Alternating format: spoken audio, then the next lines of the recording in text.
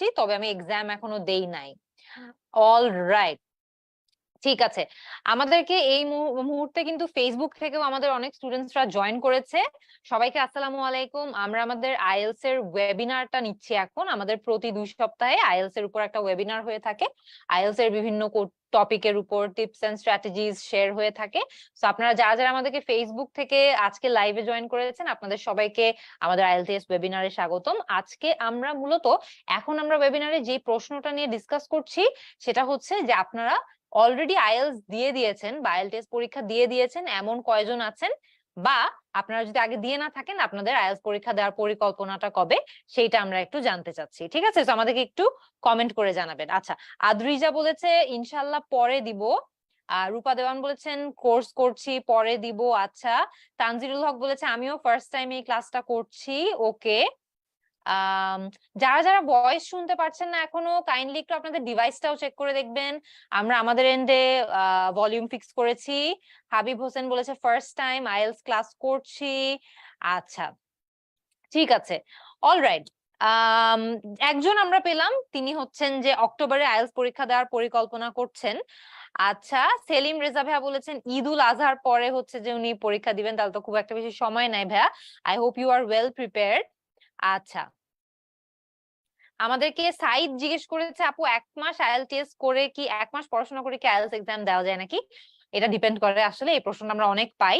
এটা একদমই ডিপেন্ড করে যে আপনার বর্তমান ইংলিশের লেভেল কতটুকু সেটার উপর।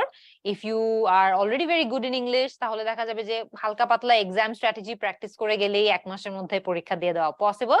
বা যদি ইংলিশের অবস্থা খুব একটা স্ট্রং না হয়ে থাকে, তাহলে কিন্তু আমাদের সবারই দেখা যায় যে 1 মাসের অধিক সময় লাগে। Usually a very safe time for preparation হলো 3 to 4 months। কিন্তু যদি আপনার ইংলিশের অবস্থা বেশি দুর্বল হয়, তাহলে আমি সবসময় 6 months প্লাস অ্যাডভাইস করে থাকি। এক্সাম ইজ ভেরি এক্সপেন্সিভ, বারবার দেওয়ার কিন্তু কোনো স্কোপ নাই। আচ্ছা, ঠিক আছে, অলরাইট। সো আমাদেরকে অনেকজন কমেন্টে জানিয়েছেন যে 2-3 মাসের মধ্যে দিবেন, ঈদ উল আজহার সময় দিবেন। আচ্ছা, আমরা ফেসবুকের কিছু কমেন্টও একটু পড়ে নেই। আমরা ফেসবুক থেকেও লাইভে যেহেতু আছি, আমাদেরকে অনেকজন আজকে জয়েন করেছেন। আমরা একটু দেখে নেই যে ফেসবুকের স্টুডেন্টরা আমাদেরকে কি বলছেন। আচ্ছা, ফেসবুকে আমাদেরকে অনেক স্টুডেন্টরা জয়েন করেছেন, আমি তাদের কমেন্ট একটু পড়ে নেই। ইশতিয়াক মাহমুদ তানিম আমাদেরকে জয়েন করেছে। আচ্ছা, জারিন তাসনিম জয়েন করেছে। আইএলটিএস বুক, আলামিন বলেছে আমি কিছুদিন আগে আইএলটিএস বই কিনেছি আমাদের প্রিপারেশনের জন্য। আচ্ছা, আহ আমাদেরকে রহিম জয়েন করেছে। জান্নাতুল মাওয়া জয়েন করেছে। আচ্ছা, খালিদ বিন বাশের জিজ্ঞেস করেছে what are the basic preparation for IELTS. আচ্ছা, ঠিক আছে, আমাদের অনলাইনেও আজকে ফেসবুকে অনেক স্টুডেন্টস আছে এবং আমরা আমাদের আইএলটিএস এর যে ওয়েবিনারটা আছে সেই ওয়েবিনারটা এখন নিচ্ছি। সো আমরা আমাদের ওয়েবিনারের ডিসকাশনে চলে যাব। আজকে যারা যারা আপনারা অনেকেই বলছেন যে ধরেন ঈদ উল আজহার পর পর আপনারা হয়তো বা দিবেন পরীক্ষা, 2 মাস পরে 3 মাস পরে অক্টোবরে অনেকের পরিকল্পনা আছে পরীক্ষা দেওয়ার। তো আপনাদের সবারই এই ক্লাসটা অনেক ইউজফুল মনে হবে আশা করি। আমরা আজকে মূলত আইএলটিএস রাইটিং এর অনেকগুলো টিপস এন্ড স্ট্র্যাটেজিজ নিয়ে ডিসকাস করব। সো আমি যদি একদম স্টার্ট করি, যারা যারা আইএলটিএস পরীক্ষার্থী আছেন, ওভারঅল রাইটিং এর সেকশনটা ইমপ্রুভ করতে চান, আইএলটিএস এর রাইটিং সেগমেন্টে 2 ধরনের প্রশ্ন আসে। প্রথম প্রশ্নে আপনাকে টাস্ক 1 করতে দিবে, যেখানে একটা চিত্র থাকবে, ওই চিত্রটার বর্ণনা আপনাকে আপনার লেখার মাধ্যমে করতে হবে। এটা পিওরলি রিপোর্ট স্টাইলের রাইটিং হয়, মানে এখানে আসলে গল্প সাজিয়ে বা খুব বেশি লিটারেরি ল্যাঙ্গুয়েজ ইউজ করার স্কোপ নাই। জাস্ট আপনি ছবিতে যেটা দেখছেন সেই ছবি দেখে একদম এক্স্যাক্টলি ওইটাকে আপনার রিপোর্ট করতে হবে। এর পাশাপাশি টাস্ক 2 যেটা থাকে সেটা হচ্ছে তার পরবর্তী প্রশ্ন। টাস্ক 2 তে আপনাকে একটা এসে লিখতে বলা হবে। একটা টপিক দেওয়া থাকবে, ওই টপিকের উপর আপনার একটা এসে লিখতে হবে। সো এখন মেইন ডিফারেন্স এই দুটোর মধ্যে খেয়াল রাখতে হবে। টাস্ক 1 যেটা আছে সেটা মূলত ছোট, সেটা 150 শব্দের মধ্যে লিখতে হয়। টাস্ক 2 টা 250 শব্দের মধ্যে লিখতে হয়। সো আপনারা বুঝতেই পারছেন যে টাস্ক 1 এর চেয়ে টাস্ক 2 এর মার্কের ওয়েটেজও বেশি হয়। তার মানে টাস্ক 1 আমি অনেক মজা করে, অনেক আনন্দ নিয়ে, অনেক সময় নিয়ে আস্তে ধীরে লিখলাম। তারপরে টাস্ক 2 তে গিয়ে অল্প সময়ের মধ্যে জাস্ট র্যান্ডম লিখে ফেললাম, হইলো মানে আমাদের কিন্তু হবে না, মার্কটা খারাপ আসবে। ঠিক আছে, তো আমরা মূলত আজকেও কিন্তু আইএলটিএস রাইটিং নিয়ে ডিসকাস করব, কিন্তু আইএলটিএস রাইটিং এর একটা নির্দিষ্ট টাইপের লেখা নিয়ে ডিসকাস করব, সেটা হচ্ছে ওপিনিয়ন এসে। ওপিনিয়ন এসেতে আমরা সাধারণত, আমি আমার স্লাইডটা শেয়ার করছি, তাহলে আপনারা দেখা যাবে যে আরো ক্লিয়ারলি দেখতে পারবেন। আচ্ছা, একটু প্রভাকে বলবা স্ক্রিন শেয়ারিং এর ওটা একটু ঠিক করে দিতে, ঠিক আছে? আচ্ছা, সো আমরা স্ক্রিন শেয়ারটা করার ট্রাই করছি, will do that in a bit. আমরা আজকে মূলত টাস্ক 2 এর একটা নির্দিষ্ট টাইপ অফ এসে নিয়ে ডিসকাস করব। সো আমি যদি একদম ফার্স্ট থেকেই আপনাদেরকে কিছু ব্রিফ দেই, আজকে আমরা রাইটিং এর অনেক টিপস এন্ড ট্রিক্স তো আছেই, তার পাশাপাশি কিভাবে আমরা এফেক্টিভলি একটা ওপিনিয়ন এসেও লিখতে পারি সেটা নিয়েও আলোচনা করবো। সো আইএলটিএস রাইটিং এ আমরা অনেক সময় জানি যে আমাদেরকে একটা টপিক দেওয়া থাকবে, এই টপিকের সাথে ওপিনিয়ন এসে যেটা হয়, ওই ওপিনিয়ন এসেটাতে কিন্তু আমাদেরকে আমাদের মতামত দিতে হয়, ঠিক আছে, আমাদের ওপিনিয়ন দিতে হয়। সব টাইপের রাইটিং এ কিন্তু আবার আমাদের ওপিনিয়ন দেওয়ার সুযোগ থাকে না। আচ্ছা, ঠিক আছে, আমি তাহলে আমার স্ক্রিনটা শেয়ার করছি, জাস্ট গিভ মি 1 সেকেন্ড। ওকে, একদম ক্লিয়ারলি আমার স্ক্রিনটা দেখা যাচ্ছে নাকি আমাকে বলবেন সবাই।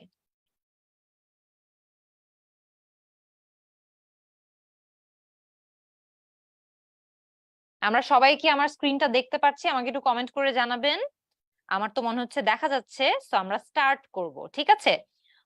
অল রাইট, আপনাদের যা যা প্রশ্ন থাকবে আপনারা একটু চ্যাট বক্সটা ব্যবহার করে আমাদেরকে প্রশ্নগুলো করতে থাকবেন। আমি এই মুহূর্তে ফেসবুকের লাইভটাতে চলে যাই, দেখি যে আমাদেরকে কে কি প্রশ্ন করছে। প্রায় 1000 জন আমাদেরকে ফেসবুক থেকেও দেখছে। আচ্ছা, সো আমরা যারা যারা আইএলটিএস পরীক্ষার্থী আছি, আমাদের জন্য ওপিনিয়ন এসেটা is very important, because IELTS writing এ ওপিনিয়ন এসেটা অনেক বেশি আসে।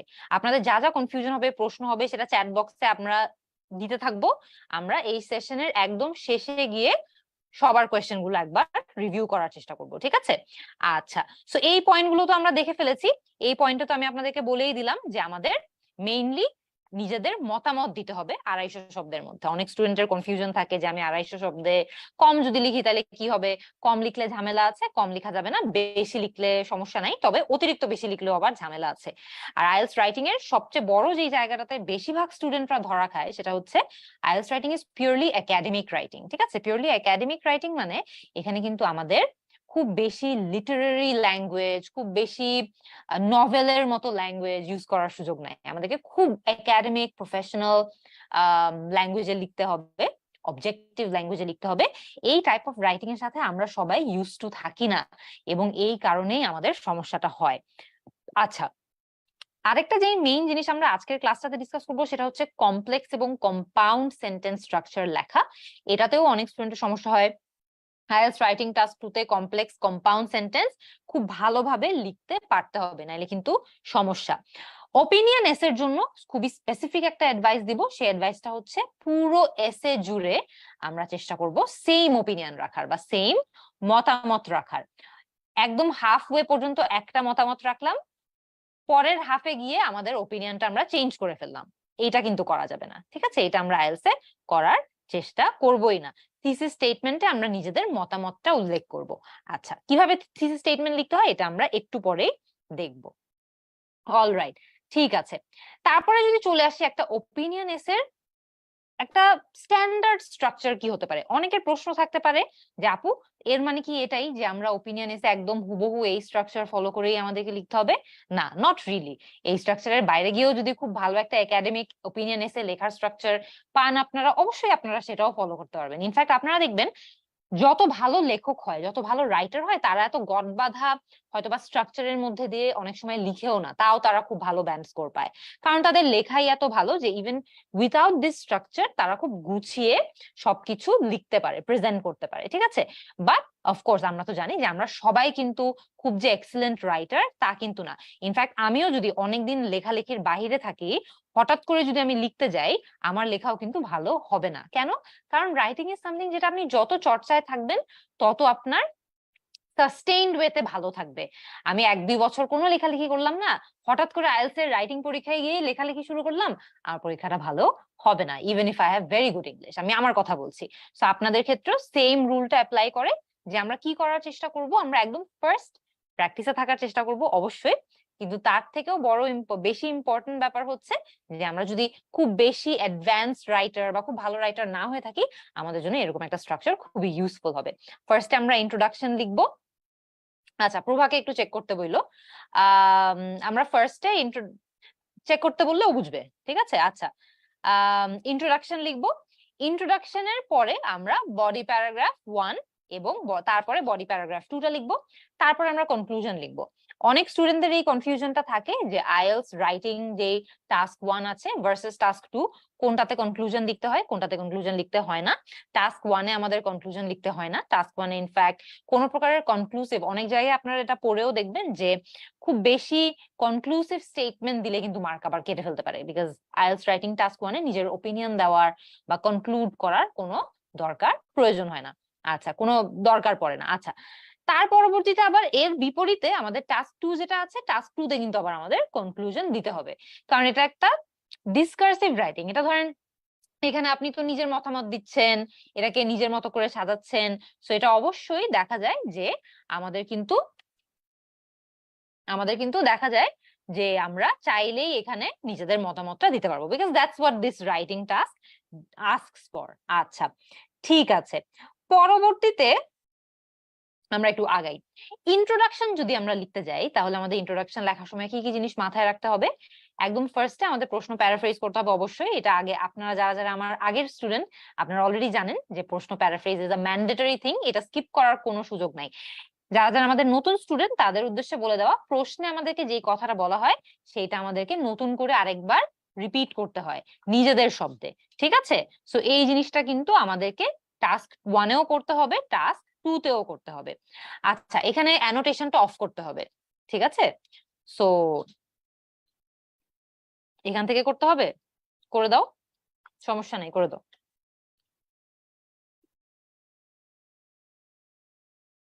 ঠিক আছে, সো আমরা এখানে অ্যানোটেশন বন্ধ না, আচ্ছা না মোড়ে যেতে হবে, আমি করে দিই। হ্যাঁ হ্যাঁ শিওর, ঠিক আছে।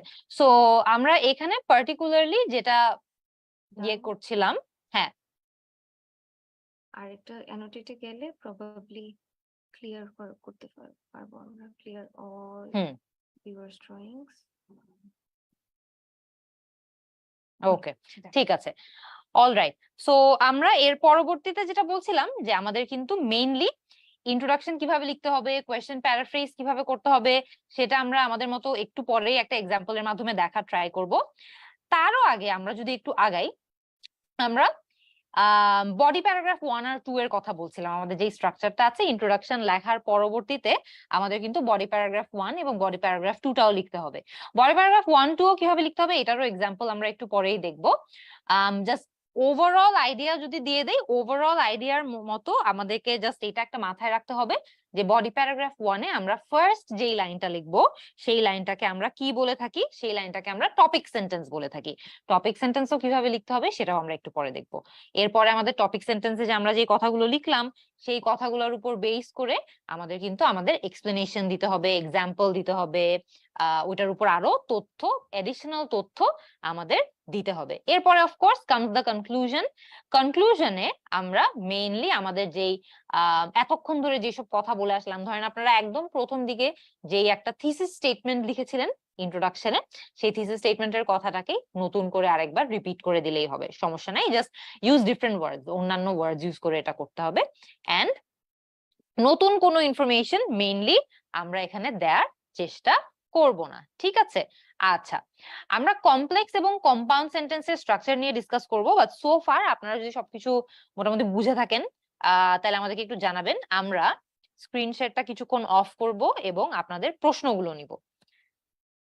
আচ্ছা, অলরাইট, আমাদের কোনো কোয়েশ্চেন যদি থেকে থাকে আইএলটিএস পরীক্ষা নিয়ে সো ফার, আমরা একটু কোয়েশ্চেন গুলো করে ফেলি, তারপরে আমরা সিম্পল, কমপ্লেক্স, কম্পাউন্ড সেসব দিকে মুভ করব। আচ্ছা, আমাদেরকে অনেকজন অনেক মেসেজেস পাঠিয়েছে, আমরা একটু দেখে নেই।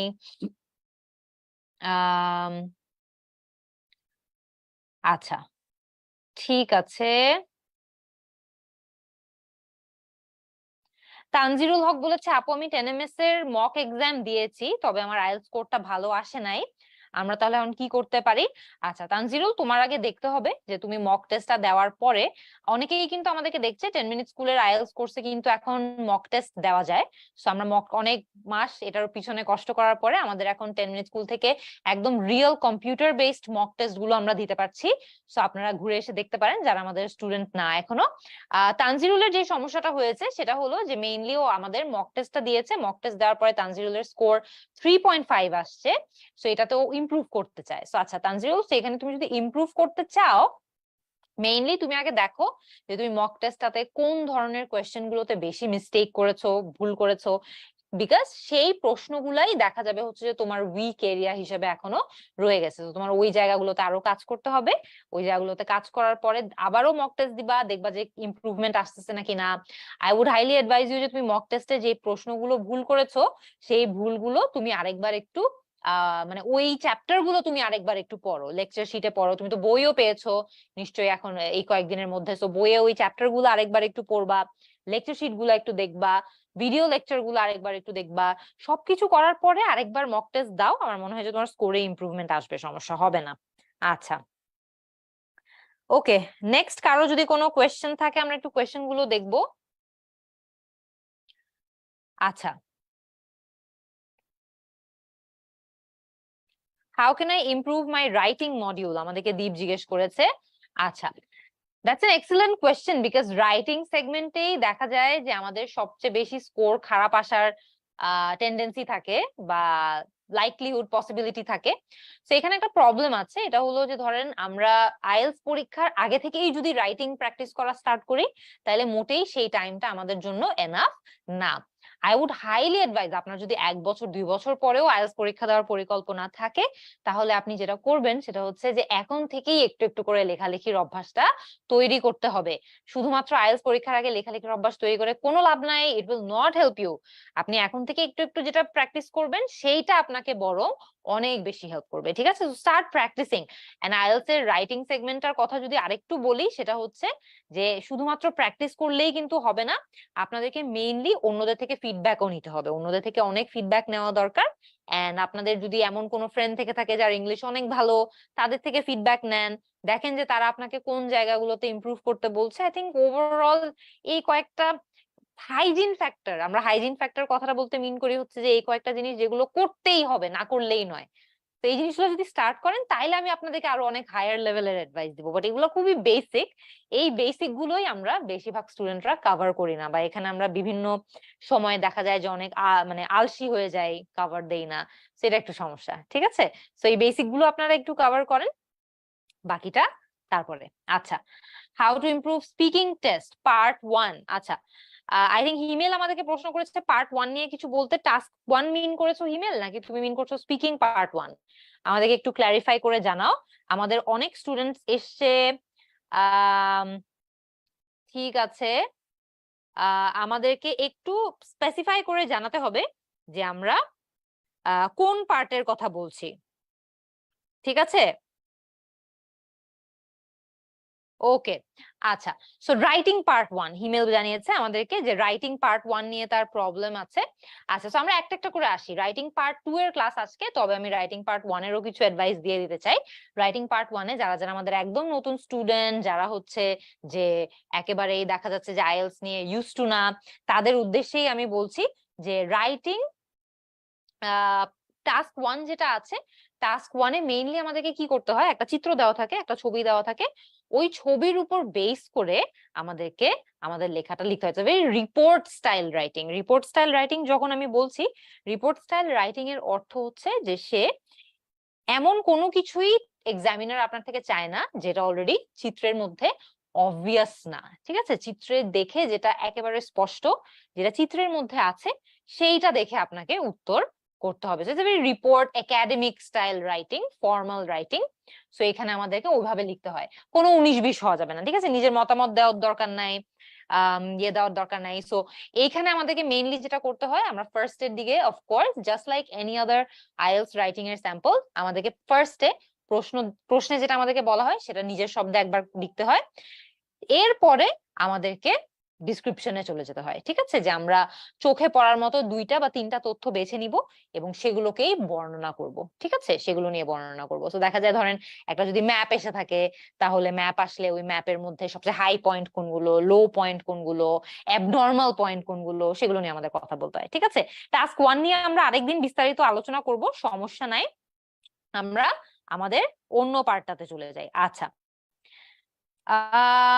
আমাদেরকে একজন বলেছে, আপু I took a main test and I got a 6, but reading এ আমি 4.5 পেয়েছি।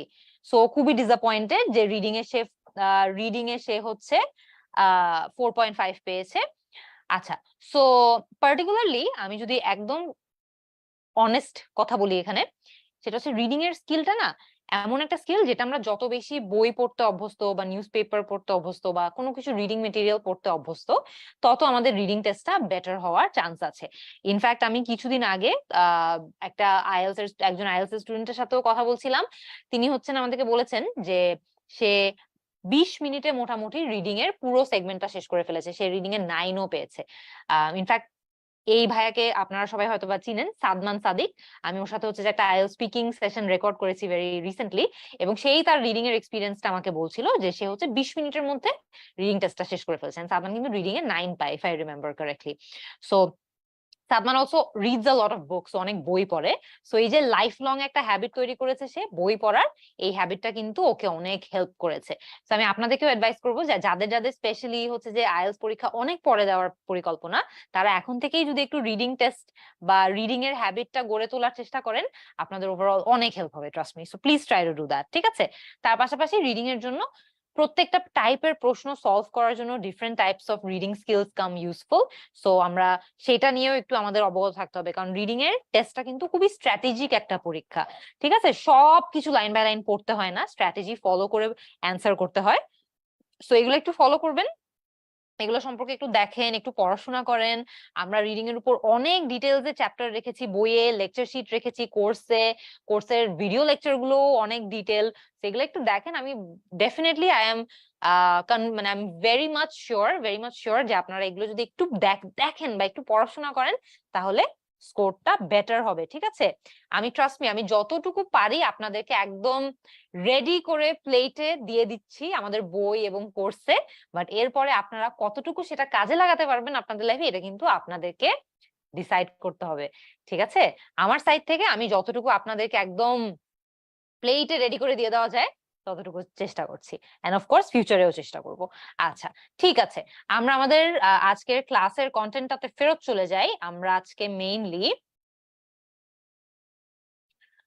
আইএলটিএস রাইটিং টাস্ক 2 এর একটা টপিক নিয়ে ডিসকাস করছিলাম। আশা করি আমার স্ক্রিনটা দেখা যাচ্ছে। সো আমরা মেইনলি আজকে নতুন একটা যে বিষয় নিয়ে আলোচনা করব সেটা হচ্ছে সেন্টেন্স স্ট্রাকচার, যেটা আইএলটিএস রাইটিং টাস্ক 2 এর জন্য অনেক ইম্পর্টেন্ট। সেন্টেন্স স্ট্রাকচার বলতে আমি সবসময় বলি যে আইএলটিএস রাইটিং টাস্ক 2 তে আমাদেরকে একটা ব্যালেন্স করতে হয়। Simple sentence, complex sentence, compound complex sentence, সব ধরনের সেন্টেন্স স্ট্রাকচার হেলদি ভাবে ব্যালেন্সড ভাবে ইউজ করে আমাদের রাইটিং এর স্যাম্পলটাকে আমাদের অনেক ভালো করতে হয়, ঠিক আছে। আচ্ছা, সো একদম প্রথমে যদি আসি, আমরা আজকে কমপ্লেক্স আর কম্পাউন্ড দেখবো। প্রতিটা সেন্টেন্স স্ট্রাকচার ইন্ডিভিজুয়ালি আজকে দেখার স্কোপ নাই, যেহেতু আজকে লাইভের টপিকটা সেটা নিয়ে না। তবে যদি আপনাদের প্রয়োজন হয় সেটার উপরেও আমি পরবর্তীতে একটা ভিডিও বা লাইভ ক্লাস নিয়ে নিতে পারি, সমস্যা নাই। সো একদম প্রথমে আসি আমাদের কমপ্লেক্স সেন্টেন্সে। কমপ্লেক্স সেন্টেন্সে সাধারণত দুটো এলিমেন্ট থাকে। প্রথম পার্টটুকু একটা ইন্ডিপেন্ডেন্ট ক্লজ হয়, দ্বিতীয় পার্টটুকু একটা ডিপেন্ডেন্ট ক্লজ হয়, বা উল্টোটাও হতে পারে, যে প্রথম পার্টটা একটা ডিপেন্ডেন্ট ক্লজ, দ্বিতীয় পার্টটা একটা ইন্ডিপেন্ডেন্ট ক্লজ। আচ্ছা, ডিপেন্ডেন্ট ক্লজ বা ইন্ডিপেন্ডেন্ট ক্লজ বলতে আমরা কি মিন করছি দেখেন। ইন্ডিপেন্ডেন্ট শব্দটা শুনলে কি মনে হয়, যে যার অন্য কিছু প্রয়োজন নাই। সো ইন্ডিপেন্ডেন্ট ক্লজ এমন একটা সেন্টেন্স বা এমন একটা বাক্য যে ফুললি কমপ্লিট একটা সেন্টেন্স, সাবজেক্ট আছে, অবজেক্ট আছে, ভার্ব আছে, ঠিক আছে। সো ফুললি কমপ্লিট একটা সেন্টেন্স যার অন্য কোনো প্রকারের কোনো কিছু দরকার নাই, that's an independent clause. Dependent clause হচ্ছে এমন একটা ক্লজ যেখানে কিছু একটা মিসিং। সাধারণত দেখা যায় সাবজেক্ট মিসিং হয় বা কিছু একটা মিসিং হয়, ভার্ব মিসিং হয় বা দুটোই মিসিং হয়। সো ডিপেন্ডেন্ট ক্লজটা হচ্ছে something that's dependent on someone, তার আরেকটা ইন্ডিপেন্ডেন্ট ক্লজের প্রয়োজন হয়। তো আপনারা পরবর্তী এক্সাম্পল এই লাইনটা দেখেন খেয়াল করে, লাইনটা দেখছেন, since it was raining Sadia stayed back home. যেহেতু বৃষ্টি পড়ছিল সাদিয়া বাসায় থেকে গিয়েছে। আচ্ছা, বাংলায়ও যদি আমরা চিন্তা করি, খেয়াল করে দেখবেন, বাংলায় চিন্তা করে দেখলেও কিন্তু বোঝা যায় যেহেতু বৃষ্টি পড়ছিল, সেন্টেন্সটা কিন্তু সমাপ্তি হয় নাই, সেন্টেন্সটা শেষ হয় নাই, অসমাপ্ত একটা সেন্টেন্স। যেহেতু বৃষ্টি পড়ছিল, সিন্স ইট ওয়াজ রেইনিং, এইটা হয়ে গেল আমাদের ডিপেন্ডেন্ট ক্লজ, নির্ভরশীল ক্লজ। ঠিক আছে, Sadia stayed back home, Sadia বাসায় থেকে গেল। এটা কিন্তু আবার একটা সম্পূর্ণ সেন্টেন্স, যার একটা সাবজেক্ট আছে, একটা ভার্ব আছে, আবার একটা অবজেক্টও আছে। এই সেন্টেন্সটা যদি আমরা একা একাও লিখি, Sadia stayed back home, since it was raining কে ফেলে দেই, সাদিয়া স্টেড ব্যাক হোম, কোনো সমস্যা কিন্তু নাই, কারণ সে একটা ইন্ডিপেন্ডেন্ট ক্লজ, সে একটা স্বাধীন ক্লজ বলতে পারেন। ঠিক আছে, তো তার অন্য কোনো কিছু প্রয়োজন নাই।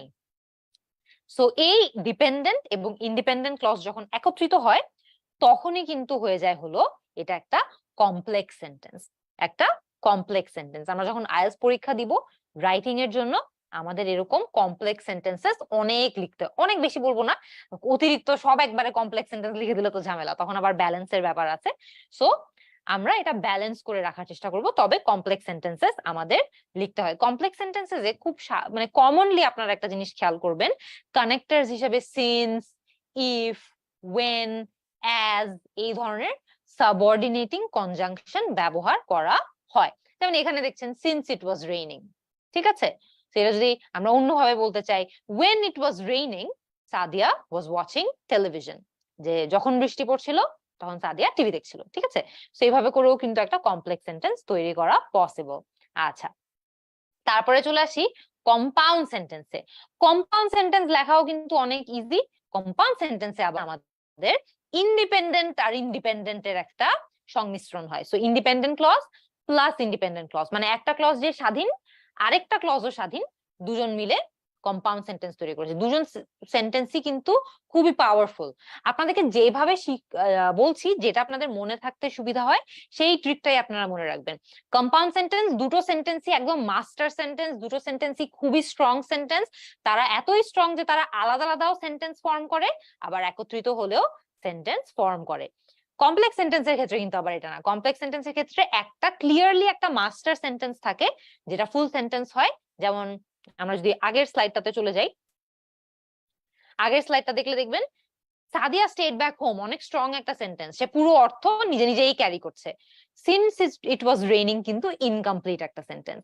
সো কমপ্লেক্স সেন্টেন্সের ক্ষেত্রে ইটস ডিফারেন্ট। কম্পাউন্ড সেন্টেন্সের ক্ষেত্রে ইন্ডিপেন্ডেন্ট ইন্ডিপেন্ডেন্ট দুজনই খুব স্ট্রং সেন্টেন্স, দুজনেরই কমপ্লিট অর্থ আছে। যদি আপনারা এক্সাম্পল দেখেন, এক্সাম্পল দেখলেই বুঝতে পারবেন।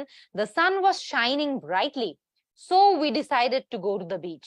খেয়াল করে দেখবেন এখানে বলেছে যে সান খুব ব্রাইটলি শাইন করছিল, এটা কিন্তু একটা কমপ্লিট সেন্টেন্স হয়ে গেছে, কোনো কিছু মিসিং নাই, সাবজেক্ট আছে, অবজেক্ট আছে, ভার্ব আছে, সব আছে। আচ্ছা, so we decided to go to the beach, so we decided to go to the beach এটাও কিন্তু একটা কমপ্লিট সেন্টেন্স বহন করছে একা একাই, ওর অন্য কোনো সেন্টেন্সের প্রয়োজন নাই। সো এখন আমরা যে, আমি বারবার সো বলছি, এই যে দুইটা সেন্টেন্সকে যে আমরা যুক্ত করলাম, যারা একা একাই পুরো অর্থ বহন করে আবার একত্রিত হলেও অর্থ বহন করে, এরা কিন্তু ইন্ডিপেন্ডেন্ট ইন্ডিপেন্ডেন্ট ক্লজ একত্রিত হয়েছে এবং এরা কম্পাউন্ড সেন্টেন্স তৈরি করেছে। এভাবে আপনারা অনেক কম্পাউন্ড সেন্টেন্সেস তৈরি করতে পারবেন। সাধারণত আমরা যখন কম্পাউন্ড সেন্টেন্সেস তৈরি করি, কম্পাউন্ড সেন্টেন্সের একটা খুব কমন মার্কার বা চেনার উপায় হচ্ছে ফ্যান বয়েজ। আপনারা খেয়াল করে দেখবেন, আমরা এখানে ছোট্ট একটা ওয়েতে লিখে দিয়েছি। ফ্যান বয়েজটা হচ্ছে আসলে একটা ছোট্ট একটা অ্যাব্রিভিয়েশন। এটার মধ্যে এফ টা স্ট্যান্ড করে হচ্ছে ফর, এ স্ট্যান্ড করে হচ্ছে এন্ড, এন হচ্ছে নর, বি হচ্ছে বাট, ও হচ্ছে অর, ওয়াই হচ্ছে ইয়েট এবং এস হচ্ছে সো। সো সবগুলো আমরা যে জানি না, ফর, এন্ড, নর, but, or, yet, so, so এই যে শব্দগুলো আছে, এই শব্দগুলো দিয়ে কিন্তু আমরা সাধারণত ইন্ডিপেন্ডেন্ট ক্লজের ওই মার্কার গুলো খুঁজে পাই, যে ধরেন এই সেন্টেন্স গুলো, এই ওয়ার্ড গুলো দিয়েই দুটো ইন্ডিপেন্ডেন্ট ক্লজকে কানেক্ট করা হয়, ঠিক আছে, যুক্ত করা হয়। উপরের সেন্টেন্সেও আপনারা দেখতে পারবেন সো দিয়ে আমরা কানেক্ট করেছি, the sun was shining brightly so we decided to go out. So এটা কিন্তু একটা ইন্ডিপেন্ডেন্ট ক্লজের মার্কার। ঠিক আছে, আচ্ছা আমরা নেক্সট পার্টটাতে চলে যাই। আমরা এতক্ষণ পর্যন্ত এগুলো সবই শিখে ফেলেছি, তো এটা নতুন করে বলার কিছু নাই। তবে আমরা এখানে কয়েকটা কমন কানেক্টরের ছবি দিয়ে রেখেছি, যে কম্পেয়ার করার সময় আমরা কি কি কানেক্টর ইউজ করতে পারি, similarly, in the same way, likewise, এরকম অনেকগুলো আছে। চাইলে আপনারা একটা স্ক্রিনশট নিয়ে রাখতে পারেন, চাইলে আপনারা আজকের ক্লাসের নোট গুলাও ডাউনলোড করে রাখতে পারেন। আমরা কমেন্ট সেকশনে কিন্তু একটা লিংকের মাধ্যমে আমরা আজকের ক্লাসের নোটগুলো দিয়ে রেখেছি, সেখান থেকে গিয়ে ডাউনলোড করে নিতে পারবেন। ঠিক আছে, এগুলো আমরা আগেও অনেকবার পড়েছি, তাই এগুলো আমরা একদম লাইন বাই লাইন গেলাম না। আচ্ছা, এখন আমরা আসি আমাদের আজকের ক্লাসের মেইন পার্টটাতে। সেটা হচ্ছে যে আমরা ওপিনিয়ন এসে যখন লিখবো তখন আমরা কিভাবে অ্যাকচুয়ালি লিখবো। আপনারা সবাই নিশ্চয়ই স্ক্রিনে দেখতে পাচ্ছেন প্রশ্নটা, খেয়াল করে দেখবেন উপরে কোয়েশ্চেন আছে, নিচে আমরা এখন আপনাদেরকে লাইন বাই লাইন করে দেখাবো, লিখে দেখাবো যে কিভাবে অ্যাকচুয়ালি আমরা এই প্রশ্নের উপর ভিত্তি করে আমরা আমাদের এসেটা লিখতে পারি। আপনারা প্রশ্নে খেয়াল করে দেখেন, এখানে আমরা কি বলেছি। প্রশ্নে যদি আমরা দেখি, আমরা দেখতে পাচ্ছি যে it is now possible to order almost any item over the internet and have it delivered to one's home. মানে এখন এটা সম্ভব যে আমরা যে কোনো কিছু ইন্টারনেটের যে কোনো জায়গায় অর্ডার করতে পারবো আর আমাদের ঘরে ঘরে ডেলিভারি নিতে পারবো। As a result, people are no longer patient or careful in their shopping habits. এর কারণে বা এর ফলে মানুষজন তাদের শপিং হ্যাবিটস নিয়ে পেশেন্ট না এবং কেয়ারফুলও না, আচ্ছা সাবধানও না। আচ্ছা, to what extent do you agree or disagree with this statement, মানে আপনাকে জিজ্ঞেস করেছে যে এই স্টেটমেন্টের সাথে আপনি কতটুকু একমত বা কতটুকু একমত নয়।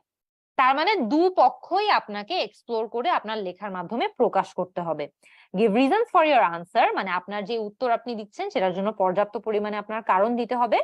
and include any relevant examples from your own knowledge or experience, যেখানে আপনাকে বলেই দিয়েছে যে আপনি চাইলে নিজের নলেজ থেকেও বা নিজের অভিজ্ঞতা থেকেও আপনি এক্সাম্পলস দিতে পারবেন। আচ্ছা, ভেরি গুড। তাহলে আমরা একটু দেখি যে আমরা এই যে এসে টপিকটা দেওয়া হয়েছে এটার উপর ভিত্তি করে আমরা কিভাবে অ্যাকচুয়ালি আমাদের টপিক সেন্টেন্স, আমাদের ইন্ট্রোডাকশনটা লিখতে পারি। ইন্ট্রোডাকশনে একদম প্রথমে আমরা আপনাদেরকে কি শিখিয়েছি, যে আপনাদের প্রশ্নটা নিজের শব্দে লিখতে হবে। তো আমরা একদম ফার্স্টে লিখেছি, দেখেন, online shopping and home delivery causes concerns that consumers may become more hasty and less cautious. খেয়াল করে দেখবেন এখানে কি বলেছে, as a result people are no longer patient or careful in their shopping habits. এখানে আমাদেরকে বলেই দিয়েছে যে যেহেতু অনলাইন শপিং এখন এত সহজলভ্য হয়ে গেছে যে মানুষজন এখন তাদের শপিং হ্যাবিট নিয়ে তারা সাবধান না বা ধৈর্যশীল না। এই কথাটাকেই আমরা নিজেদের শব্দে লিখেছি যে অনলাইন শপিং, দেখেন প্রশ্নে বলেছে শপিং ওভার দ্য ইন্টারনেট, আমরা বলেছি অনলাইন শপিং। তারপরে বলেছে ডেলিভার টু ওয়ানস হোম, আমরা বলেছি হোম ডেলিভারি, আমরা শব্দটাকে নিজেদের মতো করে চেঞ্জ করেছি। causes concerns that consumers may become more hasty, প্রশ্নে বলা ছিল কি পেশেন্ট, নো লঙ্গার পেশেন্ট, আমরা আমাদের মতো করে চেঞ্জ করে বলে দিয়েছি যে কনজিউমার মোর হেস্টি হয়ে যাবে। হেস্টি মানে হচ্ছে কিন্তু এটাই যে তাড়াহুড়া করবে সবকিছু নিয়ে। Or careful in their shopping habits, careful বলেছে, যেখানে প্রশ্নে বলেছে যে দে আর নো লঙ্গার কেয়ারফুল, এবং আমরা লিখেছি দে আর লেস কশাস, মানে তারা দিন দিন কম এবং কম সাবধান হয়ে যাচ্ছে, কশাস কম হয়ে যাচ্ছে। ঠিক আছে, তো আমরা আমাদের মতো করে চেঞ্জ করে নিয়েছি। সো পার্ট 2 তে আমরা যখন প্রশ্নটা দেখব, প্রশ্নটাকে কিন্তু আমাদেরকে ঠিক এইভাবেই আমাদের মতো করে প্যারাফ্রেজ করতে হবে। ঠিক আছে, সো আমরা প্যারাফ্রেজিং এর কথাটা নিশ্চয়ই বুঝে গেছি। এরপরে যাই, online shopping and home delivery causes concerns, আমরা তো লিখে ফেললাম। এর পরবর্তীতে আমাদের কিন্তু এখন থিসিস স্টেটমেন্টটা লিখতে হবে। থিসিস স্টেটমেন্ট কিভাবে লিখবো, দেখেন আমরা কিভাবে লিখেছি, হাউএভার, থিসিস স্টেটমেন্ট মানে আপনার যে মেইন স্টেটমেন্ট যেটার মাধ্যমে আপনি আপনার মতামতটা দিচ্ছেন। However I do not believe that online shopping has this effect, যে যদিও আমি আসলে বিশ্বাস করি না যে অনলাইন শপিং এর এই এফেক্টটা আছে, আমরা আমাদের মতামত দিয়ে দিয়েছি যে আমরা এটার সাথে একমত না। In fact, I would say that the opposite is true. In fact, আমরা একটা লিঙ্কিং ওয়ার্ড ইউজ করলাম যে in fact, আসলে সত্যি বলতে আমি আসলে বলবো যে the opposite is true, মানে এর উল্টোটা সত্যি, যে এটা তাদেরকে আসলে more hasty less cautious করে না, less hasty more cautious করে। ঠিক আছে, তো আমরা এইভাবে আমাদের থিসিস স্টেটমেন্টটা দিয়ে দিয়েছি। তারপরে আসে পাল্লা আমাদের আউটলাইন স্টেটমেন্ট। আউটলাইন স্টেটমেন্টে আমরা কি বলি? আউটলাইন শব্দটা শুনলে যা মনে হয় সেটাই আমরা আমাদের এসের আউটলাইনটা বলে দিই। আমরা যেমন এখানে বলেছি, ইন দিস এসে I will discuss the reasons that online shopping actually helps shoppers make smarter choices. যে এই এসেতে আমি যেই কারণে অনলাইন শপিং অ্যাকচুয়ালি শপারদের দিয়ে আরো স্মার্টার চয়েসেস করতে হেল্প করে শপার্সদেরকে, সেইটা নিয়ে আর্গিউ করব বা ডিসকাস করব। ঠিক আছে? সো এই হয়ে গেল আমাদের প্যারাফ্রেজড কোশ্চেন, থিসিস স্টেটমেন্ট এবং আউটলাইন স্টেটমেন্ট, যে তিনটা মিলে তৈরি হলো আমাদের ইন্ট্রোডাকশন। সো যখন আমরা পার্ট 2 তে, আইএলটিএস রাইটিং পার্ট 2 তে আমাদের ইন্ট্রোডাকশনটা লিখবো, এই তিনটা এলিমেন্ট আমাদের লেখায় একেবারে মাস্ট থাকতে হবে, এখানে কোনো সুযোগ নাই মিস হওয়ার। ঠিক আছে? আচ্ছা, চলে যাই পরবর্তীতে। এরপরে আসবে আমাদের বডি প্যারাগ্রাফ। বডি প্যারাগ্রাফে আমাদের কি লিখতে হবে আমরা অনেকবার আগেও শিখেছি, এখন লাইন বাই লাইন দেখবো। ফার্স্টে আমরা টপিক সেন্টেন্স লিখবো। টপিক সেন্টেন্স শুনলে যেটা মনে হয় সেটাই। আমাদের বডি প্যারাগ্রাফে কি নিয়ে আলোচনা করছি সেই টপিকটা মূলত আমাদের টপিক সেন্টেন্সে আমরা বলে দেই। তো একদম প্রথমে দেখবেন আমরা কি লিখেছি, বডি প্যারাগ্রাফ 1 মানে আমাদের প্রথম বডি প্যারাগ্রাফ, এর টপিক সেন্টেন্স হচ্ছে internet shopping actually makes people more patient while they shop, not less patient. মানে আমরা আমাদের ফার্স্ট বডি প্যারাগ্রাফে আলোচনা করব পেশেন্সের ফ্যাক্টরটা নিয়ে, যে ইন্টারনেট শপিং অ্যাকচুয়ালি মানুষদেরকে আরো বেশি ধৈর্যশীল বানায়, কম ধৈর্যশীল বানায় না। ঠিক আছে? এটা আমাদের টপিক সেন্টেন্স। এর পরবর্তী প্যারাগ্রাফটাতে আমাদের পরবর্তী প্যারাগ্রাফে না, সরি, এর পরবর্তীতে আমাদের এই প্যারাগ্রাফে কি করতে হবে, এই কথাটাকে সাপোর্ট করতে হবে। এমন এমন তথ্য বা সাপোর্টিং ডিটেল দিতে হবে যেগুলো এই টপিক সেন্টেন্সটাকে আরো স্ট্রং করে, সাপোর্ট করে। আমরা দেখি আমরা কি লিখেছি। দেখেন অনেক বড় একটা প্যারাগ্রাফ। কেন? আচ্ছা, this is because even with home delivery online shopping is actually less instant than traditional shopping in stores. আচ্ছা, আমরা যেই কথাটা বলেছি যে অনলাইন শপিং মানুষজনকে আরো ধৈর্যশীল বানায়, কেন? কারণ হোম ডেলিভারি নিয়েও কিন্তু অনলাইন শপিং কিন্তু অত ইনস্ট্যান্ট না। হোম ডেলিভারি যদিও অনলাইন শপিং এ থাকে, অনলাইন শপিং কিন্তু ট্রেডিশনাল শপিং মানে অফলাইন শপিং এর থেকে কম ইনস্ট্যান্ট। কেন? আচ্ছা দেখি কি বলেছে। After all if someone goes into a store, after all খুব ভালো লিঙ্কিং ওয়ার্ড, লিঙ্কিং ওয়ার্ডটা ইউজ করেছে যে যে সত্যি কথা বলতে যদি কেউ একটা স্টোরে যায়, সবকিছুর শেষে কেউ যদি একটা স্টোরে যায়, they can leave minutes later with the items they purchase. তারা তো কয়েক মিনিট পরেই বের হয়ে যেতে পারে তারা যে জিনিসগুলো কিনেছে সেগুলো নিয়ে। However, তাও even the fastest delivery methods for online goods take at least a day. However, linking wordটা আমরা সাধারণত ইউজ করি যখন আমরা বিপরীত কোনো তথ্য দিচ্ছি, যে এর বিপরীত দিকে অনলাইন গুডস এর ডেলিভারি মেথড গুলো, সবচেয়ে ফাস্ট ডেলিভারি মেথড গুলো কিন্তু অন্তত একদিন লাগে। মানে আমি একদিনের আগে কখনো অনলাইন ডেলিভারির প্রোডাক্ট পাবো না। অর্ডার করার পরে মিনিমাম একদিন সময় প্রয়োজন হয়, কিন্তু অফলাইন শপিং এ তো আমি গেলাম, কিনলাম, আইটেমটা নিয়ে বের হয়ে গেলাম। So it's actually less instant. আচ্ছা, অ্যাজ আ রেজাল্ট, আবারও খুব ভালো একটা লিঙ্কিং ওয়ার্ড, যে এর ফলে people are actually more accustomed, খুব ভালো একটা vocabulary ইউজ করেছে যে কারণে লেক্সিক্যাল রিসোর্সেস সে মার্কটা ভালো পাবে। accustomed শব্দটার অর্থ হচ্ছে কোনো কিছুর সাথে used to হওয়া, ঠিক আছে, অভ্যাস হওয়া। as a result, people are actually more accustomed to longer waits before they receive something they've bought। মানে অনলাইন শপিং যারা করে তারা অ্যাকচুয়ালি আরো বেশি ধৈর্যশীল হয়। কেন ধৈর্যশীল হয়? কারণ তারা অর্ডার করার পরে বেশ কয়েকদিন তাদের অপেক্ষা করতে হয় আইটেম গুলো হাতে হাতে পাওয়ার জন্য, কিন্তু ট্রেডিশনাল শপিং এ তো এটা হয় না। আমরা আমাদের যে মেইন টপিক সেন্টেন্সটা আছে সেই টপিক সেন্টেন্সের সাথে আমাদের সবগুলা তথ্য কানেক্ট করে ফেলছি। তার মানে কি হলো, এটা একটা খুব ভালো বডি প্যারাগ্রাফ তৈরি করলো। আপনারাও যখন আপনাদের বডি প্যারাগ্রাফ গুলো লিখবেন, এই বডি প্যারাগ্রাফ গুলো আপনাদের টপিক সেন্টেন্সকে সাপোর্ট করতে হবে। ঠিক আছে? আচ্ছা, অলরাইট, আমরা পরবর্তী বডি প্যারাগ্রাফটাতে যাই। চলেন দেখি। আচ্ছা, আপনাদের কি মনে আছে আমরা যখন প্রশ্নটা দেখেছিলাম, আমি প্রশ্নের স্লাইডটাতে চলে যাই। প্রশ্নের স্লাইডে আমাদেরকে দুটো কথা বলেছে, একটা হচ্ছে যে পেশেন্ট না, তারা ধৈর্যশীল থাকে না, এবং তারা কেয়ারফুল বা সাবধান থাকে না।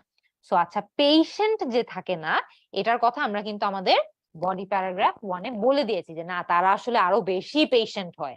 আচ্ছা, এরপরে তাহলে আমাদের কি নিয়ে কথা বলতে হবে? আমাদের সাবধানতা বজায় রাখা নিয়ে কথা বলতে হবে। অনলাইন শপিং যারা করে তারা বেশি সাবধান হয়, কারণ আমরা তো এটাই বলতে চাচ্ছি। আচ্ছা, কিভাবে বলেছি দেখি তো। বডি প্যারাগ্রাফের সেকেন্ড বডি প্যারাগ্রাফের আমাদের টপিক সেন্টেন্স আমরা কিভাবে লিখলাম? Not only does online shopping make buyers more patient, it also facilitates careful informed choices for buyers. এখানে আমরা কি লিখেছি বলেন তো? এটা কিন্তু একটা কমপ্লেক্স সেন্টেন্স, খেয়াল করে দেখেছেন? Not only does online shopping make buyers more patient, online shopping শুধুমাত্র বায়ার্সদের বা ক্রেতাদের খুব বেশি ধৈর্যশীলই যে করে তা না, ঠিক আছে? সো খেয়াল করে দেখবেন, এটা একটা ইনকমপ্লিট সেন্টেন্স, তার মানে হলো এটা আমাদের ডিপেন্ডেন্ট ক্লজ। তারপরে আসলো ইট অলসো ফ্যাসিলিটেট করা মানে কোনো একটা জিনিসকে সাহায্য করা বা সেটাকে ঘটে যাওয়ার জন্য তাকে হেল্প করা। So it also facilitates careful informed choices for buyers, মানে এটা বায়ার্সদের শুধুমাত্র যে পেশেন্ট করে তা না, তাদেরকে আরো কেয়ারফুল ইনফর্মড চয়েসেস করতে হেল্প করে। ইনফর্মড চয়েস কথাটার অর্থ হচ্ছে সবকিছু জেনে শুনে বুঝে শুনে আমি একটা সিদ্ধান্ত নিয়েছি। আচ্ছা, তারপরে দেখেন, এখন আমরা যা যা বলবো সবকিছু আমাদের এই কথাটাকে সাপোর্ট করতে হবে যে not only shopping, online shopping বায়ারদের পেশেন্ট বানায়, এটা বায়ারদেরকে আরো অনেক কেয়ারফুল এবং ইনফর্মড চয়েসেস করতেও হেল্প করে। এখন আমাদের এটাকে সাপোর্ট করতে হবে। সাপোর্ট করার জন্য আমরা কি কি বলেছি? অনেক কথা বলেছি। দেখেন এখানে কি কি লিখেছে। This is because there is more competition between different sellers online than there is in a single store. আচ্ছা, কারণ অনলাইন সেলারদের মধ্যে তো কম্পিটিশন বেশি, সিঙ্গেল একটা অফলাইন স্টোরের মধ্যে তো কম্পিটিশন কম, কারণ একই টাইপের স্টোর একই জায়গায় সাধারণত সব সময় থাকেও না, কিন্তু অনলাইনে তো আপনি সব ধরনের দোকান এক জায়গায় পাচ্ছেন। If someone goes to a store in person যাওয়া মানে একদম সশরীরে যাওয়া, ঠিক আছে, ফিজিক্যালি যাওয়া। If someone goes to a store in person they will see a relatively small range of brand names. কেউ যদি দোকানে যায় তারা খুব ছোট রেঞ্জ, মানে ছোট brand range of brand names পাবে, মানে অনেক কিছু হয়তো বা তারা অনেক টাইপের ব্র্যান্ড তারা পাবে না। and they certainly won't see the offerings of other stores, মানে আমি যদি একটা স্টোরে যাই নিশ্চয়ই আমি ওই স্টোরে গিয়ে অন্য স্টোরের অফারিং গুলা তো পাবো না, ওই স্টোরে গিয়ে শুধুমাত্র ওই স্টোরের জিনিসগুলাই পাবো। ইন কন্ট্রাস্ট আবার একটা ভালো লিঙ্কিং ওয়ার্ড, যখনই আমরা এর বিপরীত দিকে বা এর উল্টো দিকে বলতে চাই তখন আমরা ইন কন্ট্রাস্ট ইউজ করতে পারি। আচ্ছা, in contrast online customers can compare just about every brand of given product and browse the websites of multiple stores, মানে এর বিপরীত দিকে অনলাইন কাস্টমারসরা কিন্তু সব ব্র্যান্ডের সবকিছু কম্পেয়ার করতে পারবে, বিভিন্ন ওয়েবসাইট ব্রাউজ করতে পারবে এবং সবকিছু দেখে সিদ্ধান্ত নিতে পারবে। আচ্ছা, this gives customers all the information they need to make the best possible purchases, যে এর কারণে কাস্টমারদের সকল ইনফরমেশন থাকে একেবারে বেস্ট অফ দ্য বেস্ট পারচেসটা করার জন্য। সো আপনারা দেখতে পাচ্ছেন যে আপনারা যে টপিক সেন্টেন্সটা লিখলেন ওই টপিক সেন্টেন্সের সাথে সবকিছু আপনারা কানেক্ট করে বডি প্যারাগ্রাফে টপিক সেন্টেন্সটাকে সাপোর্ট করেছেন, ঠিক আছে? সো আপনাদেরও কিন্তু যখন বডি প্যারাগ্রাফ লিখবেন ঠিক এইভাবেই লিখতে হবে। আচ্ছা, তারপরে চলে আসে আমাদের লাস্ট পার্টে, সেটা হচ্ছে আমাদের কনক্লুশনে আমি আবারও বলে দিচ্ছি আমাদের নতুন করে বলার লেখার কিছু নাই, আমরা একেবারে আমাদের থিসিস স্টেটমেন্টে শুরুর দিকে যে কথাগুলো বলেছি সেই কথাগুলো বলে দিলেই হচ্ছে। সো দেখেন আমরা এখানে কনক্লুশন কিভাবে লিখেছি। when shopping on the web customers can learn patience because they must wait for their items to be delivered to them. দেখেন আগের কথাই বলছি, কিন্তু তাদেরকে যে ধৈর্যশীল বানায় অনলাইন শপিং কাস্টমারদেরকে সেটাই আবার বলেছি যে ওয়েবে শপিং যখন করে কাস্টমাররা ধৈর্যশীল হয়, কারণ আইটেমের ডেলিভারি পাওয়ার জন্য তাদেরকে অনেক ওয়েট করতে হয়। and even more importantly কিন্তু একটা important linking word, more importantly customers can access all of the information they need to choose the right items, মানে সঠিক পণ্যটা বেছে নেওয়ার জন্য তাদের কাছে সকল ধরনের যে তথ্যগুলো প্রয়োজন হয় সেগুলো তারা অ্যাক্সেস করতে পারে। আচ্ছা, খেয়াল করে দেখবেন এখানে কিন্তু আমরা একটা কম্পাউন্ড সেন্টেন্স লিখেছি। কিভাবে? when shopping on the web customers can learn patience because they must wait for their items to be delivered to them. অনেক বড় একটা সেন্টেন্স, তবে এটা একটা কমপ্লিট সেন্টেন্স, এর একটা ইন্ডিপেন্ডেন্ট ক্লজ। এরপরে আমরা and লিখেছি, মনে আছে আমরা ফ্যান বয়েজ শিখেছিলাম, for and nor fan boys, যেখানে বিটা হচ্ছে বাট, ও হচ্ছে or, y হচ্ছে yet, এস হচ্ছে সো। সো এই শব্দগুলো দিয়ে আমরা সাধারণত কম্পাউন্ড সেন্টেন্সেস ফর্ম করি, যেখানে দুটো ইন্ডিপেন্ডেন্ট ক্লজ একটা আরেকটার সাথে কানেক্ট হয়ে থাকে। তো এখানে দেখেছেন আমরা and দিয়ে কানেক্ট করেছি। and even more importantly, customers can access all of the information they need to choose the right items. So দুটো ইন্ডিপেন্ডেন্ট ক্লজকে আমরা and দিয়ে যুক্ত করেছি।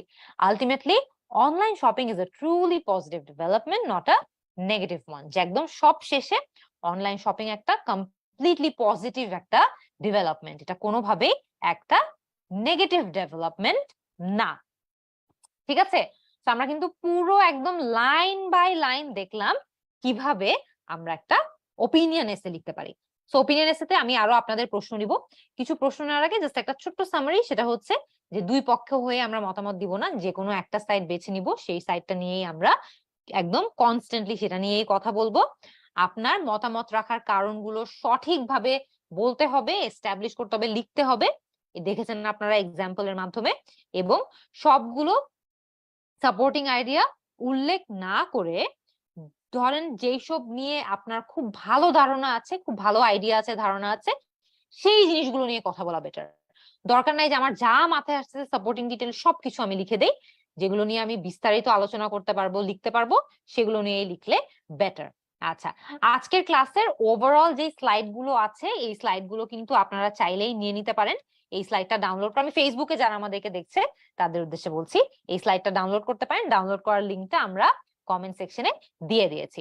আচ্ছা, আমাদের কমেন্ট সেকশনে বেশ কয়েকটা প্রশ্ন এসছে, আমরা আমাদের ওয়েবিনারের একদম শেষ পর্যায়ে এসে গিয়েছি, আমরা কয়েকটা কোয়েশ্চেন একটু নিয়ে রাখি। ঠিক আছে, কোয়েশ্চেন একটু নিয়ে নেই। আচ্ছা, রেগুলার নিউজ পেপার পড়লে কি বেনিফিট পাবো, মিরাজ সরকার জিজ্ঞেস করেছে। রেগুলার নিউজ পেপার পড়লে অবশ্যই বেনিফিট পাবো, কোনো সন্দেহ নাই, অবশ্যই বেনিফিট পাবো। ক্রেডিট ট্রান্সফার আর স্কলারশিপ নিয়ে যদি বলতেন, তাহসিন চৌধুরী জিজ্ঞেস করেছে। Tahsin, credit transfer is a very sensitive issue. আমি একদম বিস্তারিত ডিটেলস, এক এক ইউনিভার্সিটির তো এক এক রকম, বিস্তারিত ডিটেলস না জেনে কোনো একদম সলিড তথ্য তোমাকে দিতে চাচ্ছি না। বাট আমি যতদূর অ্যাওয়্যার, আমি মানুষজনের অভিজ্ঞতা বা স্টুডেন্টদের এক্সপিরিয়েন্স থেকে যতটুকু জানি, সেটা হচ্ছে যে বাংলাদেশের সব ইউনিভার্সিটি থেকে কিন্তু ক্রেডিট ট্রান্সফার একসেপ্ট করে না। গুটি কয়েকটা ইউনিভার্সিটিজ আছে যেখান থেকে ক্রেডিট ট্রান্সফার করা পসিবল। তার মধ্যেও অনেক, একদম সকল ক্রেডিট যে ট্রান্সফার করা যায় তাও কিন্তু নট নেসেসারি, খুব লিমিটেড পরিমাণে ক্রেডিট ট্রান্সফার নিয়ে যাওয়া যায়। আর স্কলারশিপের ব্যাপারে যদি বলি, আচ্ছা, স্কলারশিপের ব্যাপারে যদি বলি, স্কলারশিপ নিয়ে মেইনলি আমাদের কথা হচ্ছে যে বিভিন্ন দেশে বিভিন্ন ধরনের স্কলারশিপ অ্যাভেলেবল থাকে। তুমি যে ইউনিভার্সিটিতে অ্যাপ্লাই করছো সেই ইউনিভার্সিটির স্কলারশিপ গুলো দেখো, ওদের নিজস্ব কি কি স্কলারশিপ আছে। সাধারণত এই স্কলারশিপ গুলোর অ্যামাউন্ট অনেক কম হয়। গভর্নমেন্ট স্কলারশিপ দেখো, ইউকে তে পড়ার জন্য যেমন নির্দিষ্ট কিছু গভর্নমেন্ট স্কলারশিপস আছে, এর পাশাপাশি ইউএসএ তে পড়ার জন্য নির্দিষ্ট কিছু গভর্নমেন্ট স্কলারশিপস আছে। আবার অস্ট্রেলিয়াতে পড়ার জন্য যেমন অস্ট্রেলিয়ান অ্যাওয়ার্ডস আছে, ইউকেটা হচ্ছে শেভনিং আছে, তার পাশাপাশি কমনওয়েলথ স্কলারশিপ আছে, ইরাসমাস আছে। ইরাসমাসটা অবশ্য বৃহত্তর ইউরোপের জন্য। তারপরে কোনটার কথা যেন বলছিলাম, ইউএসএ তে যেমন ফুল ব্রাইট স্কলারশিপ আছে। ইউএসএ তে ইউনিভার্সিটিজও অনেক স্কলারশিপ দেয়, সেগুলাও দেখতে পারো। এর পাশাপাশি ইউরোপিয়ান দেশগুলোতে অনেক ধরনের স্কলারশিপ থাকে, সেগুলো দেখতে পারো। So I think this could be good starting points for you. আচ্ছা, জয়নুল আবেদিন বলেছে আমি আইএলটিএস কোর্সটা করতে চাচ্ছি, এর আগে অন্য কোনো ইংলিশ কোর্স করতে হবে কিনা। It depends Zainul. ভাইয়া, তোমার যদি রাইটিং এর সমস্যা থেকে থাকে তাহলে ইংলিশ রাইটিং এর কোর্সটা আগে করে নিবা অবশ্যই। যদি তোমার গ্রামারের সমস্যা থাকে তাহলে গ্রামার কোর্সটা আগে করে নিবা। কারণ আমি ভেরি অনেস্টলি বলতে, তোমরা যদি সেগুলো করে তারপরে আইএলটিএস এর কোর্সটা করো, তাহলে তোমাদের অনেক ফান্ডামেন্টাল বা ফাউন্ডেশনাল নলেজ অনেক বেটার হবে, বুঝছো? তো সেগুলো একটু দেখবা। আচ্ছা, রুহুল আমিন আমাদেরকে প্রশ্ন করেছে, আপু আমি এখন একটি প্রাইভেট ইউনিভার্সিটিতে ভর্তি আছি, আমি চাচ্ছি আমার ইংলিশ স্পিকিং ক্লিয়ার করতে। এখন আমি কি আপনার আইএলটিএস কোর্সে ভর্তি হতে পারি নাকি? অবশ্যই ভর্তি হতে পারি। তবে স্পিকিং এমন একটি জিনিস যেটা তুমি যত বেশি অন্যদের সাথে প্র্যাকটিস করবেও, তত তোমার স্পিকিংটা আরো বেটার হয়ে যাবে। সো প্লিজ মেক শিওর যে শুধুমাত্র কোর্স না, তুমি প্র্যাকটিসও করো, মানুষের ফিডব্যাকও নাও, তাহলেই তোমার স্পিকিং এর সেকশনটাতে ইমপ্রুভমেন্ট, অ্যাকচুয়ালি ভিজিবল ইমপ্রুভমেন্ট দেখতে পারবা, নাইলে কিন্তু টাফ, বুঝছো? আচ্ছা, আরো কয়েকটা কোয়েশ্চেন একটু দেখি আমরা। ওকে, আমাদের ফেসবুক থেকে কোনো কোয়েশ্চেন আসছে নাকি দেখি। আচ্ছা, একজন জিজ্ঞেস করেছে আপু জাপান যেতে চাই, আপনি কি জাপানিজ শিখান নাকি? না, আনফরচুনেটলি আমার জাপানিজ ভাষা জানা নাই, I am very sorry. I wish জানা থাকতো, বাট না, জানা নাই। আচ্ছা, ওকে, আমরা তেমন কোনো কোয়েশ্চেন মনে হয় পাচ্ছি না। I think we are ready to আলোচনা করতে পেরেছি। আচ্ছা, কয়েকটা কোয়েশ্চেন আছে আমাদের জুমে, আমি তাও একটু দেখে নিই। কুমকুম শারমিন জিজ্ঞেস করেছে আচ্ছা, খুব ভালো একটা প্রশ্ন করেছে। ওপিনিয়ন স্টেটমেন্টে কি only agree, that means positive সাইডটাকে এমফাসাইজ করব নাকি নেগেটিভ সাইডটাকেও এমফাসাইজ করতে হবে? Excellent question. ঠিক আছে, এটা কিন্তু ওপিনিয়ন এসেতে মোটামুটি করার দরকার নাই, তবে যখন আপনাদেরকে বলা হবে to what extent do you agree with it or disagree with it, ওই এসেটাতে কিন্তু দুপক্ষকেই আপনার এক্সপ্লোর করে দেখতে হবে। যদি আপনাকে স্ট্রেট ফরওয়ার্ড বলে do you agree with the statement or do you disagree with the statement, এভাবে স্ট্রেট ফরওয়ার্ড করে বলে দিলে আপনি শুধু এগ্রি করলে কথা বলবেন, ডিসএগ্রি করলে ডিসএগ্রির কথা বলবেন, কিন্তু দুটো পক্ষকে আপনার এক্সপ্লোর করে দেখতে হবে। তবে যেটার সাথে আপনি বেশি একমত সেটা সম্পর্কে তথ্য বেশি দিবেন, যেটা সম্পর্কে আপনি একমত নয় সেটা সম্পর্কে কম তথ্য দিবেন, ওই ব্যালেন্সটা কিন্তু মেনটেন করতে হবে। আচ্ছা, ঠিক আছে, আর তেমন কোনো প্রশ্ন আমাদের আজকে নেই, তো আমরা আজকের মতো চেষ্টা করছি লাইভটা তাহলে আজকে আমরা শেষ করব। আচ্ছা, একটা প্রশ্ন আসছে দেখে নিই। If I get low marks in IELTS exam can I go abroad? আচ্ছা, এটা ডিপেন্ড করে, এটা আমাদেরকে জিজ্ঞেস করেছে কে, তানজিরুল হক। তানজিরুল হক, এটা ডিপেন্ড করে, বিভিন্ন দেশের রিকোয়ারমেন্ট কিন্তু বিভিন্ন রকমের হয়ে থাকে। আমরা বেশিরভাগ ক্ষেত্রে দেখি 6.5 মিনিমাম একটা রিকোয়ারমেন্ট থাকে, এবং এই রিকোয়ারমেন্টটা ফুলফিল করতে পারলে আপনি বিভিন্ন জায়গায় যেতে পারবেন ভাইয়া, ঠিক আছে? আর অনেক দেশে আবার মাস্টার্স এর জন্য হায়ার রিকোয়ারমেন্ট থাকে, যে অনার্স এর জন্য যদি যায় তাহলে 6.5 রিকোয়ারমেন্টই হয়ে যায়, আর মাস্টার্স এর জন্য গেলে দেখা যায় অনেক দেশে 7.5 ও চায়, ঠিক আছে? সো ইট রিয়েলি ডিপেন্ডস তুমি কেন যাচ্ছ সেটার উপরে। আচ্ছা, এজাজ আহমেদ জিজ্ঞেস করেছে একাডেমিক পড়াশোনার পাশাপাশি 6 মাসে কি শূন্য থেকে প্রিপারেশন শেষ করা সম্ভব নাকি? এজাজ, अगेन এটা ডিপেন্ড করে তোমার কারেন্টলি ইংলিশের লেভেল কিরকম ভালো সেইটার উপর, ঠিক আছে? সো তোমার কারেন্টলি ইংলিশের লেভেল কতটুকু ভালো সেটার উপর ডিপেন্ড করছে। যদি খুব ভালো হয়ে থাকে তাহলে অফকোর্স 3-4 মাস প্রিপারেশন টাইম ইজ এনাফ। যদি খুব খারাপ হয় তাহলে হয়তো আরেকটু সময় আমাদের বেশি লাগবে, ঠিক আছে? আচ্ছা, agree disagree true false not given নিয়ে অনেক স্ট্রাগল করছি একজন লিখেছে। আমরা ডেফিনেটলি এটা আমাদের নেক্সট ওয়েবিনারে চেষ্টা করব কভার করতে। প্রত্যয় জিজ্ঞেস করেছি if I add any imaginary survey with numbers to support my statement task 2 তে। আচ্ছা, টাস্ক 2 তে ইমাজিনারি নাম্বার দিয়ে সাপোর্ট স্টেটমেন্ট করলে সমস্যা সাধারণত হয় না ফ্র্যাঙ্কলি, বাট আমি তাও বলবো যে একদমই রিস্ক এভার্স থাকতে, ধরো তুমি যদি কোনো নির্দিষ্ট নাম্বার মেনশন না করো, তুমি এভাবেও বলতে পারো যে ধরো 50% না করে বলতে পারো recently in a recent survey it was found that more than 50% বা মোর দেন হাফ, এভাবে করে একটু ভেগ ল্যাঙ্গুয়েজে লিখে ফেললে বেটার। এক্সাক্ট পার্সেন্টেজটা আমি তোমার জায়গায় হলে অ্যাভয়েড করতাম, বুঝছো? বাট একটু ঘুরায় পেঁচায় অন্যভাবে বলতাম আর কি, বুঝছো? আচ্ছা, একাডেমিক রাইটিং নিয়েই তো হুমায়ুন ভাই আমরা এতক্ষণ কথা বললাম, সো এটাতে আর যাচ্ছি না। এইচএসসি 22 এর জিনিয়া জিজ্ঞেস করেছে ইউএসএ তে ব্যাচেলরের জন্য কোনো স্কলারশিপ? অফকোর্স স্কলারশিপ দেয় ব্যাচেলার্স এর জন্য। তুমি যে ইউনিভার্সিটিতে অ্যাপ্লাই করছো সেই ইউনিভার্সিটির স্কলারশিপ গুলো একটু দেখবে। গভর্নমেন্ট স্কলারশিপ ইউএসএ তে যাওয়ার জন্য খুব কম আছে, সো ওই দেশের স্কলারশিপ গুলোই দেখতে হবে বেশি, বুঝছো? আচ্ছা, ওকে, ঠিক আছে, আমরা আজকের মতো তাহলে লাইভ ক্লাসটা শেষ করছি। আমাদের জুমের ওয়েবিনারটা আজকে মোটামুটি ডান। সো আমরা নেক্সট আবারও ইনশাল্লাহ ঈদের পরে আমরা ওয়েবিনার নিতে যাচ্ছি, সো সেখানে আপনাদের সবার সাথে দেখা হবে, কথা হবে। I hope you all stay well. সবাইকে অগ্রিম ঈদের শুভেচ্ছা, ঈদ মুবারক। সবাই ভালো থাকবেন, সুস্থ থাকবেন। আমরা ইনশাল্লাহ নেক্সট ওয়েবিনারে আপনাদের অন্যান্য যেই টপিক গুলো নিয়ে প্রশ্ন আছে সেগুলো তো আমাদের কাছে ডকুমেন্ট করাই আছে, সেগুলো নিয়ে আরো বিস্তারিত আলোচনা করব। সবাই